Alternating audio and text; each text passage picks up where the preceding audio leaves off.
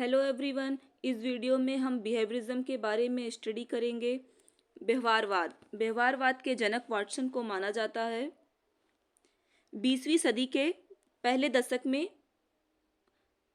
1913 में John Hopkins विश्वविद्यालय में वाटसन ने व्यवहारवाद की शुरुआत की। वाटसन का मत था कि मनोविज्ञान जो है वो व्यवहार का विज्ञान है। तो इसके फादर किसे माना जाता है? वाटसन को 1913 में इन्होंने व्यवहारवाद की शुरुआत की थी। इन्होंने मनोविज्ञान को व्यवहार का विज्ञान कहा था। व्यवहार का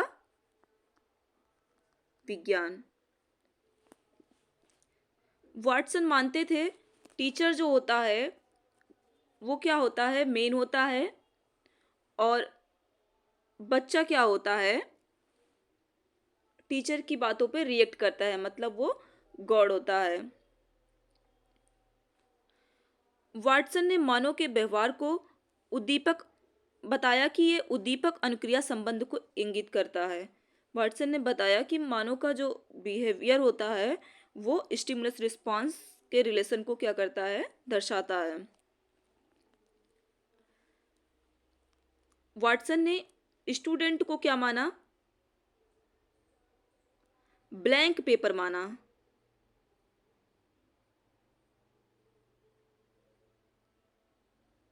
कोरा कागज। उन्होंने माना कि बच्चे के दिमाग जो होता है वो कोरे कागज की तरह होता है। उसमें जो आप डालना चाहेंगे वो वही चीज क्या करता है? एब्जॉर्ब करता है। उनका कथन था कि मुझे 1 दर्जन स्वस्थ बच्चे दें, आप जैसा चाहें मैं उसे उस रूप में बना दूंगा। उनका मतलब था कि बच्चे जो होते हैं वो कोरे कागज की तरह होते हैं। तो वो उनका कथन था, मुझे 1 दर्जन स्वस्थ बच्चे दें, 1 दर्जन स्वस्थ बच्चे देंगे तो वो बच्चे कोरे कागज की तरह होंगे। वो उन्हें अपने अनुसार डॉक्टर, इंजीनियर, चोर कुछ भी बना सकते हैं। दूसरे व्यवहारवादी थे थॉर्नडाइक। थॉर्नडाइक के सिद्धांत को निम्न नामों से जाना जाता है: संबंधवाद का सिद्धांत, उद्दीपक अनुक्रिया का सिद्धांत, एसआर बॉन्ड सिद्धांत, प्रयास एवं त्रुटि का सिद्धांत। थॉर्नडाइक ने बिल्ली के ऊपर प्रयोग किया था। इन्होंने बिल्ली पर प्रयोग किया था और बिल्ली पर प्रयोग करके 2 तरह के नियम निकाले: प्राइमरी लॉ और सेकेंडरी लॉ।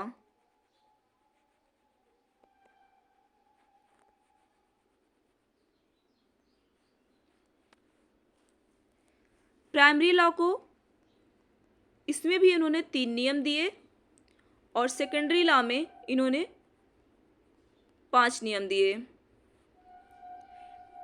प्राइमरी लॉ को ही क्या कहा गया? मुख्य नियम। और सेकेंडरी लॉ को कहा गया गौड़ नियम।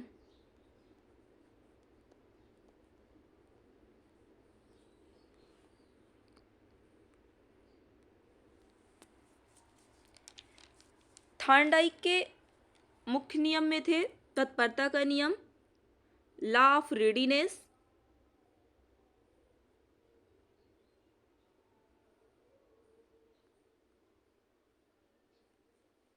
अभ्यास का नियम, लॉ ऑफ एक्सरसाइज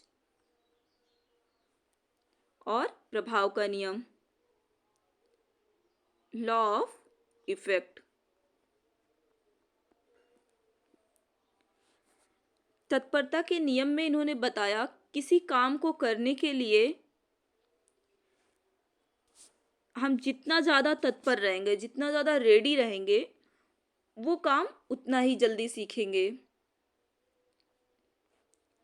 अभ्यास का नियम बताया किसी काम को करने के लिए हम जितना ज़्यादा प्रैक्टिस करेंगे, अभ्यास करेंगे, वो काम उतना ही अच्छा और उतना ही जल्दी होगा। प्रभाव के नियम में इन्होंने कहा कि किसी काम को करने पर अगर क्या मतलब रिजल्ट जो है वो पॉजिटिव निकले, संतोषजनक हो,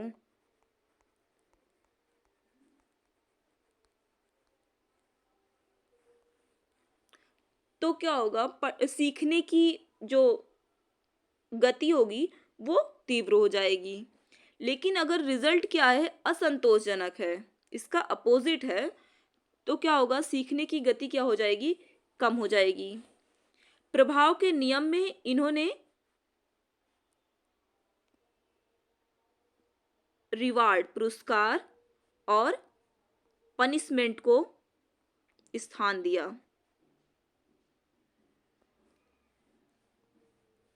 मतलब अगर रिवार्ड मिलेगा तो क्या करेगा, सीखने की जो गति होगी वो क्या होगी, बढ़ेगी।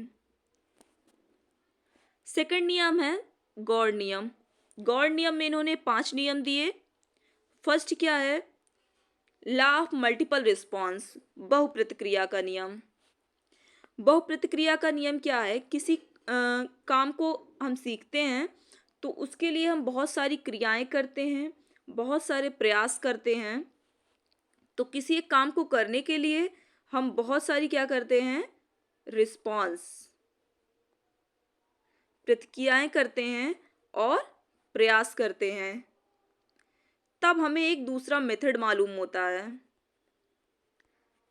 सही विधि पता चल जाती है। बहुत सारी प्रतिक्रियाएं करते हैं तो उनसे एक हम सरल रास्ता चुनते हैं। इससे क्या होता है कि इसमें क्या होता है, बहुप्रतिक्रिया का नियम, कि बहुत सारी प्रतिक्रियाओं से हमें सीखने का सही मेथड मालूम हो जाता है। सेकंड नियम क्या है, मनोवृत्ति का नियम। इसी को क्या बोलते हैं, अभिवृत्ति का नियम, लॉ ऑफ डिस्पोजिशन एटीट्यूड। इसमें थॉर्नडाइक ने बताया कि अगर किसी काम को करने के लिए जितनी ज़्यादा पॉजिटिव एटीट्यूड होगा,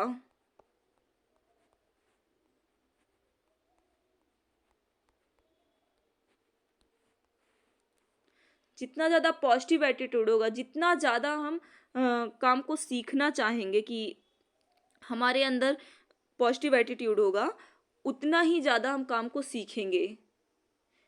अगर पॉजिटिव एटीट्यूड नहीं है, हम काम को सीखना नहीं चाह रहे हैं, तो उस काम को हम कम सीखेंगे या नहीं सीखेंगे।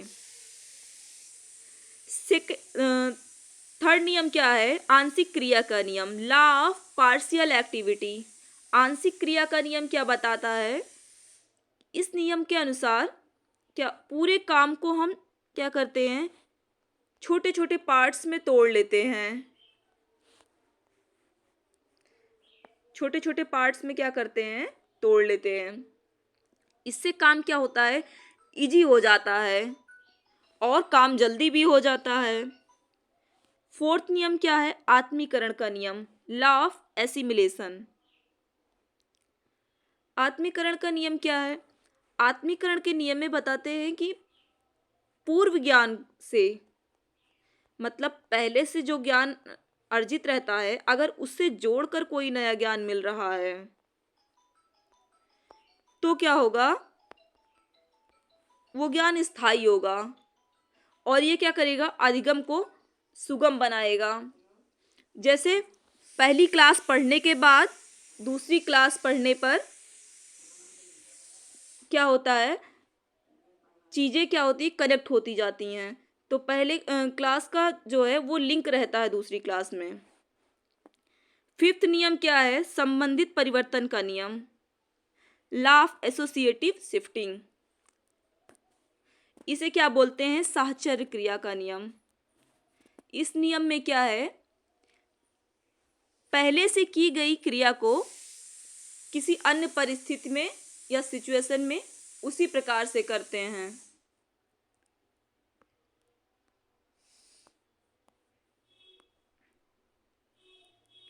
नेक्स्ट मनोवैज्ञानिक आते हैं पावलोव का अनुकूलित अनुक्रिया सिद्धांत। पावलोव, इनका पूरा नाम है पेट्रोविच पावलोव। इन्होंने अनुकूलित अनुक्रिया सिद्धांत दिया। रूसी शरीरशास्त्री आई.पी. पावलोव ने 1904 में अनुकूलित अनुक्रिया सिद्धांत दिया। इसे शास्त्रीय अनुबंधन का सिद्धांत भी कहते हैं। शास्त्रीय अनुबंधन।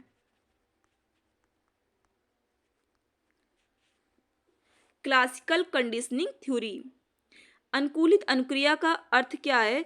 अस्वाभाविक उत्तेजना के प्रति स्वाभाविक क्रिया का उत्पन्न होना। कि मतलब कोई अगर पहले समझ लेते हैं। यहाँ इन्होंने कुत्ते पर प्रयोग किया था।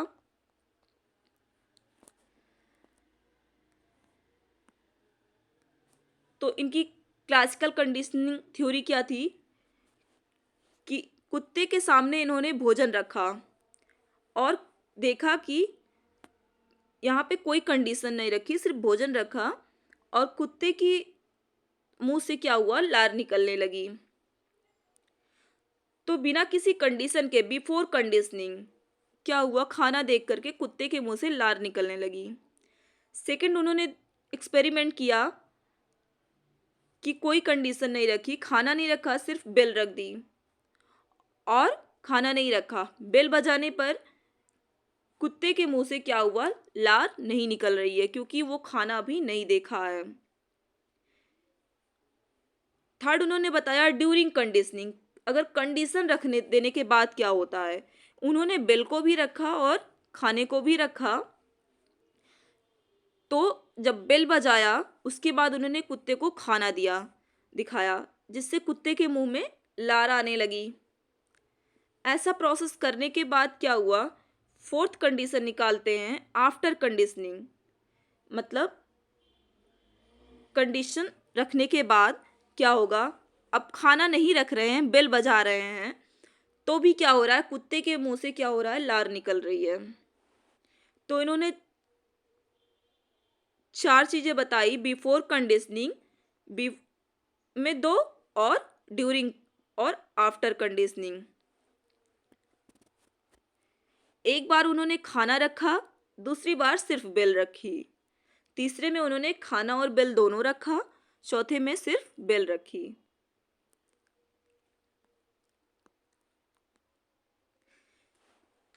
अगले मनोवैज्ञानिक आते हैं स्किनर। स्किनर ने क्रिया प्रसूत अनुबंधन सिद्धांत दिया था, ऑपरेंट कंडीशनिंग थ्योरी। इसे आरएस थ्योरी भी कहते हैं, रिस्पांस स्टिमुलस थ्योरी। स्किनर ने अपना परीक्षण चूहे और कबूतर पर किया। स्किनर के क्रिया प्रसूत अनुबंधन सिद्धांत को और भी नामों से जानते हैं, सक्रिय अनुबंधन का सिद्धांत, अवक्रमित अनुदेशन का सिद्धांत, नैमित्तिक अनुबंधन का सिद्धांत, कार्यात्मक प्रतिबद्धता का सिद्धांत।